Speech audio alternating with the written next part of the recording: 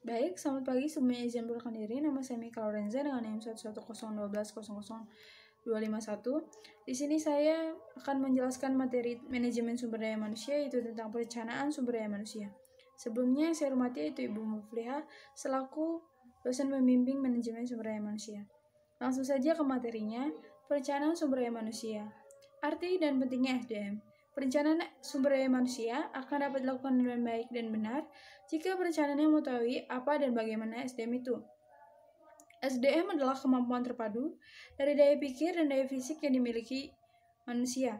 Daya pikir adalah kecerdasan yang dibawa dari lahir atau modal dasar, sedangkan kecakapan perolehan dari usaha, belajar, dan penelitian. Selanjutnya, perencanaan sumber daya manusia. Perencanaan sumber daya manusia atau Human Resource Planning, disingkat PSDM, merupakan fungsi dan utama dari manajemen sumber daya manusia. PSDM diproses oleh perencanaan atau planner dan hasilnya menjadi rencana, yaitu plan. Apa peranan dari PSDM itu? Perencanaan merupakan masalah memilih, yaitu memilih tujuan dan cara terbaik untuk mencapai tujuan tersebut dari beberapa alternatif yang ada. Tanpa alternatif, perencanaan pun tidak ada. Tujuan perencanaan SDM ada 8. Yang pertama, untuk menentukan kualitas dan kuantitas karyawan yang akan mengisi semua jabatan dalam perusahaan. Yang kedua, untuk menjamin tersedianya tenaga kerja kini maupun masa depan. Yang ketiga, untuk menghindari terjadinya manajemen dan tumpang tindih dalam pelaksanaan tugas. Yang keempat, untuk mempermudah koordinasi, integrasi, sinkronisasi atau KIS, sehingga produktivitas kerja meningkat. Yang kelima, untuk menghindari kekurangan dan kelebihan karyawan. Yang keenam, untuk menjadi pedoman dalam menerapkan program penarikan, seleksi pengembangan, kompensasi pengintegrasian, pemeliharaan, kedisiplinan, dan pemberhentian karyawan. Yang ketujuh, menjadi pedoman dan melaksanakan mutasi, vertikal maupun horizontal, dan pengisian karyawan, yaitu menjadi dasar dalam melakukan penilaian karyawan. Selanjutnya, metode informasi dan peramalan PSDM. Metode dikenal atas metode non-ilmiah dan metode ilmiah. Metode non-ilmiah diartikan bahwa perencanaan SDM hanya didasarkan atas pengalaman, imajinasi, dan perkiraan-perkiraan dari perencanaannya saja. Metode ilmiah diartikan bahwa perencanaan SDM dilakukan berdasarkan atas hasil analisis dari data, informasi, dan peramalan-peramalan dari perencanaannya. Informasi adalah proses data serta memberikan informatif kepada penerimanya. Selanjutnya, perencanaan SDM baru akan dapat dilakukan dengan baik dan benar jika informasi tentang job analisis organisasi dan situasi persediaan tenaga kerja diperoleh. Selanjutnya ada peramalan. Perencanaan SDM yang baik adalah jika ia dapat meramalkan masa depan dan rencana memproyeksikan hasil analisis informasi yang diperoleh.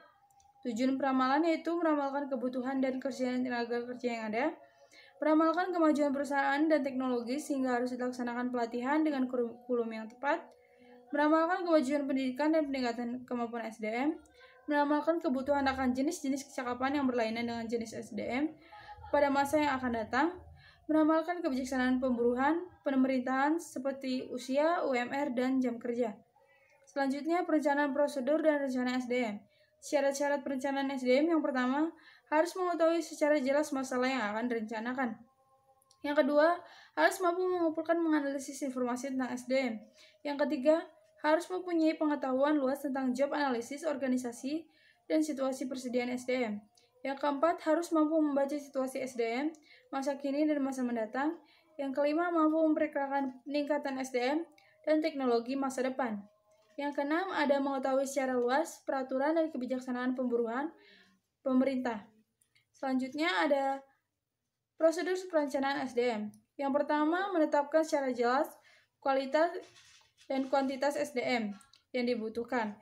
Yang kedua, mengumpulkan data dan informasi tentang SDM. Yang ketiga, mengelompokkan data dan informasi serta menganalisisnya. Yang keempat, menetapkan beberapa alternatif. Yang kelima, memilih yang terbaik dari alternatif yang ada menjadi rencana. Yang keenam, menginformasikan rencana kepada para karyawan untuk direalisasikan. Perencanaan fungsi-fungsi MSDM. Yang pertama, perencanaan organisasi. Yang kedua, perencanaan pengarahan. Yang ketiga, perencanaan pengendalian. Yang keempat, perencanaan pengadaan. Yang kelima, perencanaan pengembangan. Yang keenam, perencanaan kompensasi. Yang ketujuh, perencanaan pengintegrasian. Yang keempat, ada ke-8 perencanaan pemeliharaan. Yang ke-9, ada perencanaan kedisiplinan. Yang ke-10, ada perencanaan dan pemberhentian. Audit SDM. Audit SDM merupakan tindak lanjut dari realisasi perencanaan yang telah dilakukan. Audit SDM untuk mengetahui apakah para karyawan bekerja dengan baik dan berperilaku sesuai rencana. Itu saja yang dapat saya sampaikan, kurang lebihnya mohon maaf. Sebelumnya, terima kasih.